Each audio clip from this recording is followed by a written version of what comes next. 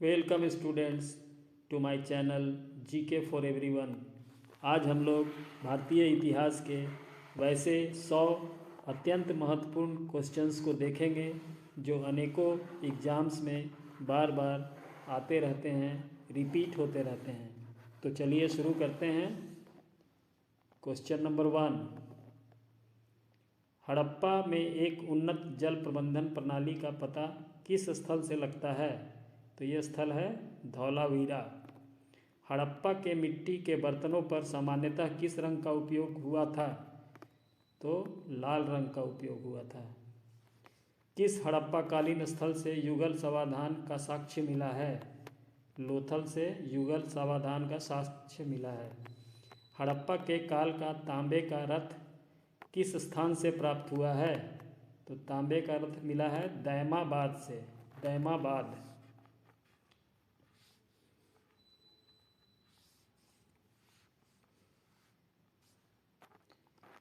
किस सिंधुकालीन स्थल से एक ईंट पर बिल्ली का पीछा करते हुए कुत्ते के पंजों के निशान मिले हैं? क्वेश्चन नंबर 5, इसका आंसर है चानूदड़ो। क्वेश्चन नंबर 6, उत्तर वैदिक काल के वेद विरोधी और ब्राह्मण विरोधी धार्मिक अध्यापकों को किस नाम से जाना जाता था? तो इन्हें जाना जाता था श्रमण के नाम से। श्रमण। वेदांत या उत्तर मीमांसा दर्शन के प्रतिपादक कौन हैं? तो वेदांत या उत्तर मीमांसा दर्शन के प्रतिपादक है बादरायन। बादरायन। भारतीय संगीत का आदि ग्रंथ किसे कहा जाता है? सामवेद को कहा जाता है। किस देवता के लिए ऋग्वेद में पुरंदर शब्द का प्रयोग हुआ है? इंद्र के लिए।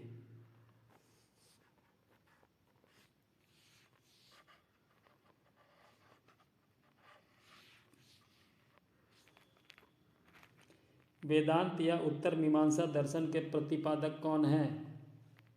तो ये हैं बादरायन।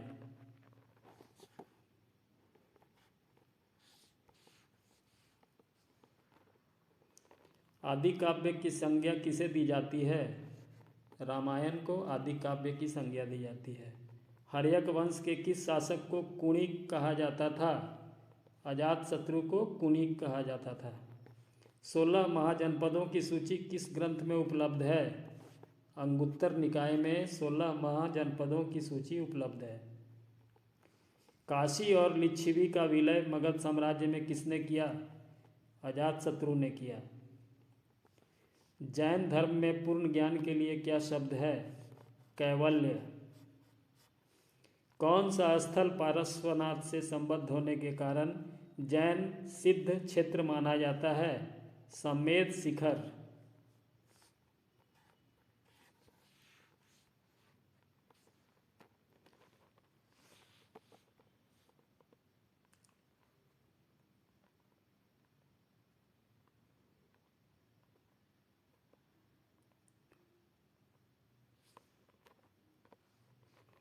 कौन सा बौद्ध पवित्र स्थल निरंजना नदी पर स्थित था? बोध गया। केवल वह स्तंभ जिसमें अशोक ने स्वयं को मगध का सम्राट बताया है? भाब्रू स्तंभ। तमिल काव्य का ओडिसी किसे कहा जाता है? मणिमेकलई। नगरों का क्रमिक पतन की किस काल की एक महत्वपूर्ण विशेषता थी? तो नगरों का क्रमिक पतन गुप्त काल की एक महत्वपूर्ण विशेषता थी। सती प्रथा का प्रथम उल्लेख कहाँ मिलता है? एरन अभिलेख से।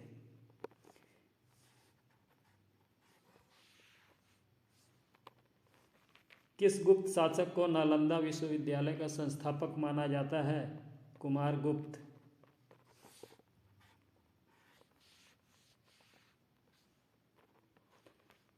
हर्षवर्धन के अग्रज राज्यवर्धन द्वितीय की हत्या किसने की थी? गौड़ नरेश शशांक ने राज्यवर्धन की हत्या की थी। चालुक्य शासक पुलकेशिन द्वितीय ने किस नदी के किनारे हर्षवर्धन को परास्त किया था? तो नर्मदा नदी के किनारे। न्यूमिस्मैटिक्स क्या है? सिक्कों व धातुओं का अध्ययन है। भीमबेटका किसके लिए प्रसिद्ध है? गुफाओं के शैल चित्र के लिए। काव्य शैली का प्राचीनतम नमूना किसके अभिलेख में मिलता है? तो रुद्रदामन के अभिलेख में काव्य शैली का प्राचीनतम नमूना मिलता है। नैषध चरित व खंडन खंड खाद्य के रचयिता श्रीहर्ष किस शासक के राजकवि थे? तो ये थे जयचंद्र।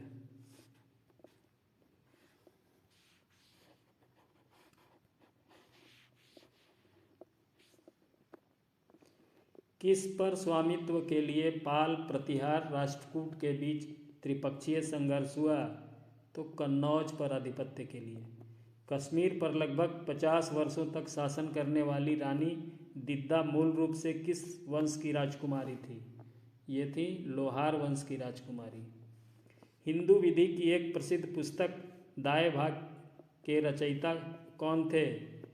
तो दाय भाग के रचयिता थे जिमूत वाहन। मध्यकाल में विजयालय ने चोल राज्य की स्थापना की। 846 ईस्वी में चोल राज्य की स्थापना की। दिल्ली सल्तनत की दरबारी भाषा क्या थी? तो फारसी थी।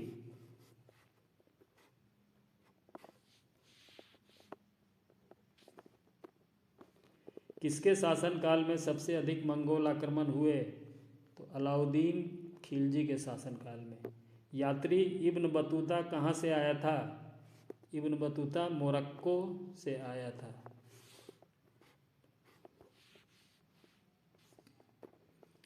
किसने इक्तादारी प्रथा चलाई? इल्तुतमिश ने इक्तादारी प्रथा चलाई। लाख बख्श के नाम से जाना जाने वाला भारतीय शासक कौन था? कुतुबुद्दीन ऐबक। पंजाब के हिंदू शाही राजवंश को किसने स्थापित किया? कल्लर। अलाउद्दीन खिलजी के प्रसिद्ध सेनापतियों में किसकी मंगोलों के विरुद्ध लड़ते हुए मृत्यु हुई? जफर खान की मृत्यु हुई। लोदी वंश का संस्थापक कौन था? बहलोल लोदी। अल बैरूनी का पूरा नाम क्या था? अबू रेहान मुहम्मद। अल बैरूनी का पूरा नाम था अबू रेहान मुहम्मद।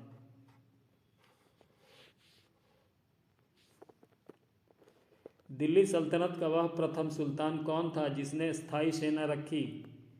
तो अलाउद्दीन खिलजी ने स्थायी सेना रखी। अलाउद्दीन खिलजी के आक्रमण के समय देवगिरी का शासक कौन था? तो रामचंद्र देव देवगिरी का शासक था। किस शासक के सिक्कों पर देवी लक्ष्मी की आकृति बनी है? तो मोहम्मद गोरी के सिक्कों पर देवी लक्ष्मी की आकृति बनी है। किसके राज्यकाल में सदा अमीरों का विद्रोह हुआ जिसकी चरम परिणति 1347 में बहमनी राज्य की स्थापना में हुई? तो इसका उत्तर है मोहम्मद बिन तुगलक।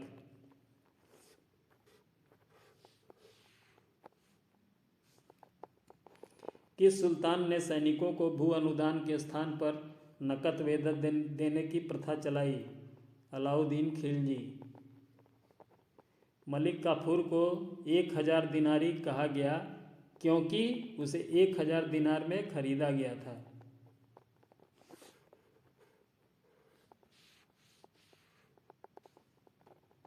बलबन ने अपने को कुलीन साबित करने के लिए शाहनामा में वर्णित किस प्रसिद्ध तुर्की योद्धा का वंशज होने का दावा किया? तो प्रसिद्ध तुर्की योद्धा का क्या नाम था? अफरासियाब। किस शासक को आंध्र पितामह भी कहा जाता है? कृष्णदेव राय। महमूद बेगड़ा किस राज्य का प्रसिद्ध सुल्तान था? तो महमूद बेगड़ा गुजरात राज्य का प्रसिद्ध सुल्तान था। टोडरमल का पूर्वगामी किसे कहा जाता है? महमूद गावा। पुष्टि मार्ग के दर्शन की स्थापना किसने की? वल्लभाचार्य ने पुष्टि मार्ग के दर्शन की स्थापना की।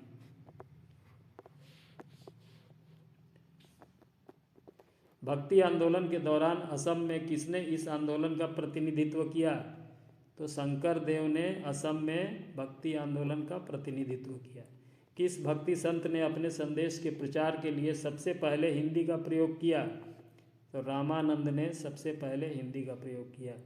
किसे गौरांग प्रभु भी कहा जाता है?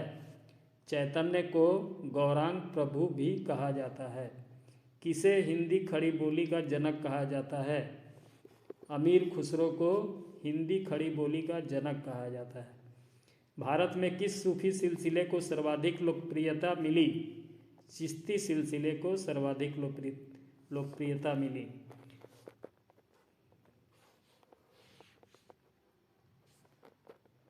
किसे शेख उल हिंद की पदवी प्रदान की गई थी?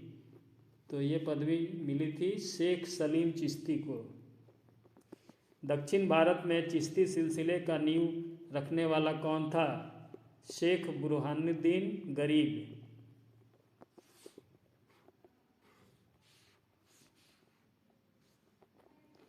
गुजरात विजय की यादगार में अकबर ने किसका निर्माण कराया था? तो बुलंद दरवाजा का निर्माण कराया था। सती प्रथा की भर्त्सना करने वाला मुगल सम्राट कौन था? अकबर। दक्षिण में किसके शासन में मुगल साम्राज्य तमिल राज्य क्षेत्र तक फैला? औरंगजेब के शासनकाल में। कौन सा पहला मुगल शासक था जिसने कुषाण साम्राज्य के पतन के बाद भारतीय साम्राज्य में काबुल और कंधार को शामिल किया? बाबर।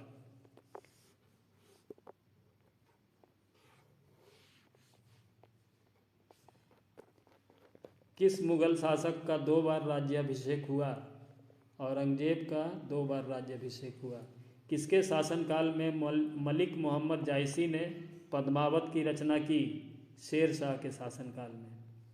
किस बादशाह के अंतर्गत मुगल सेना में सर्वाधिक हिंदू सेनापति थे? तो औरंगजेब के अंतर्गत सर्वाधिक हिंदू सेनापति थे। अकबर द्वारा बनाई गई कौन सी इमारत का नक्शा बौद्ध विहार की तरह है? पंचमहल का नक्शा बौद्ध विहार की तरह है।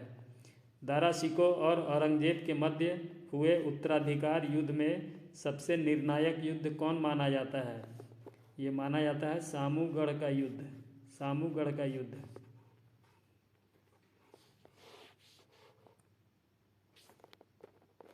किस मराठा सरदार ने दिल्ली में मुगल बादशाह की सहायता के लिए रखे गए अपनी सेना का वेतन चुकाने के लिए दिल्ली के दीवाने आम के छत से चांदी निकलवा ली? तो मराठा सरदार का नाम था सदाशिवराव भाऊ। नेक्स्ट क्वेश्चन, किस मराठा पेशवा को मैकियावेली कहा जाता था? नाना फडणवीस को। वह पुर्तगाली कौन था जिसने गोवा पर अधिकार किया था? Alfonso de Albuquerque. पुर्तगाली उपनिवेश का प्रथम गवर्नर भारत में कौन हुआ? फ्रांसिस्को डी अल्मीडा प्रथम गवर्नर पुर्तगाली। भारत में तंबाकू के प्रचलन का श्रेय किसे प्राप्त है? पुर्तगालियों को तंबाकू के प्रचलन का श्रेय प्राप्त है। वांडीवास के युद्ध में अंग्रेजों का नेतृत्व किसने किया? तो सर आयरकुट ने वांडीवास के युद्ध में अंग्रेजों का नेतृत्व किया।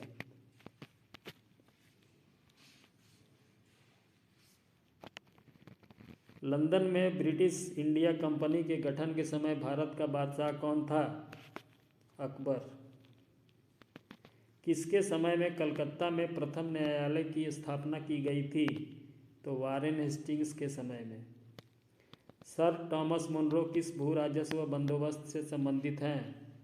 ये संबंधित हैं रयतवाड़ी बंदोबस्त से। सर थॉमस हॉलैंड के सभापतित्व में भारतीय औद्योगिक आयोग का गठन कब हुआ? 1916 ईस्वी में। महाराष्ट्र के किस सुधारवादी को लोकहितवादी कहा जाता है? गोपाल हरि देशमुख।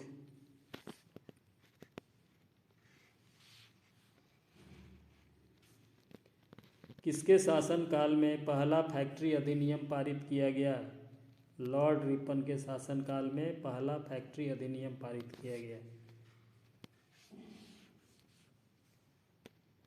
मुंबई में अखिल भारतीय व्यापार संघ कांग्रेस यानी कि एटक की स्थापना कब हुई? 1920 ईस्वी में हुई। भीमराव अंबेडकर की पढ़ाई लिखाई में किसने बड़ा सहयोग दिया? बड़ौदा के महाराज ने भीमराव अंबेडकर की पढ़ाई लिखाई में बड़ा सहयोग दिया। बाल गंगाधर तिलक को जेल की सज़ा दिए जाने पर कहाँ के मजदूरों ने भारत की पहली राजनीतिक हड़ताल की? तो बम्बई के मजदूरों ने। महारानी विक्टोरिया ने भारतीय प्रशासन को ब्रिटिश ताज के नियंत्रण में लेने की घोषणा कब की थी? ये घोषणा हुई थी 1 नवंबर 1858 को। किस गवर्नर जनरल के कार्यकाल में के दौरान भारतीय राष्ट्रीय कांग्रेस बनी थी? तो कार्यकाल था लॉर्ड डफरिन का।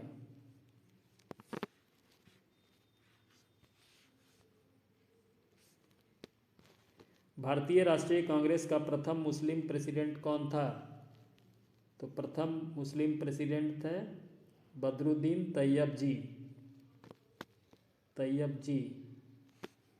किसने कहा था भारतवर्ष तलवार के बल पर जीता गया था और तलवार के बल पर ही उसे ब्रितानी कब्जे में रखा जाएगा? लॉर्ड एल्गिन ने कहा था। भारत में लॉर्ड कर्जन के प्रशासन की तुलना औरंगजेब से किसने की? गोपाल कृष्ण गोखले ने की। बारिंद्र कुमार घोष के क्रियाकलापों ने जिस गुप्त क्रांतिकारी संगठन को बंगाल में जन्म दिया उसका नाम है अनुशीलन समिति।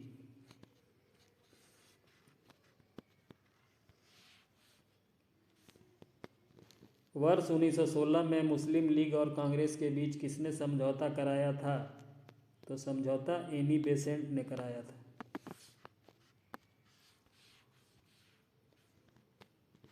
दक्षिण अफ्रीका के किस रेलवे स्टेशन पर महात्मा गांधी को ट्रेन से फेंका गया था? स्टेशन का नाम था पीटर मारिट्सबर्ग। इस स्टेशन पर महात्मा गांधी को ट्रेन से फेंका गया था। अमृत बाजार पत्रिका की स्थापना किसने की? तो गिरीश चंद्र घोष ने अमृत बाजार पत्रिका की स्थापना की। अमेरिका में फ्री हिंदुस्तान अखबार किसने शुरू किया था? तारकनाथ दास ने। गोल्डन थ्रेशोल्ड नामक कविता संग्रह की रचयिता कौन है? सरोजिनी नायडू हैं गोल्डन थ्रेशोल्ड कविता संग्रह की रचयिता। जब भारत को स्वतंत्रता प्राप्त हुई तब इंग्लैंड में किस पार्टी की सत्ता थी? Labour party.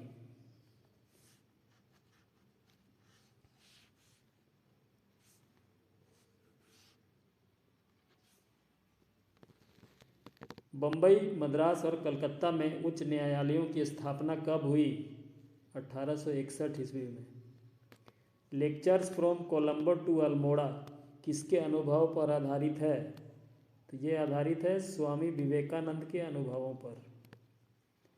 किस विद्रोह को बंकिम चंद्र चटर्जी ने अपने उपन्यास आनंद मठ में उल्लिखित कर प्रसिद्ध कर दिया?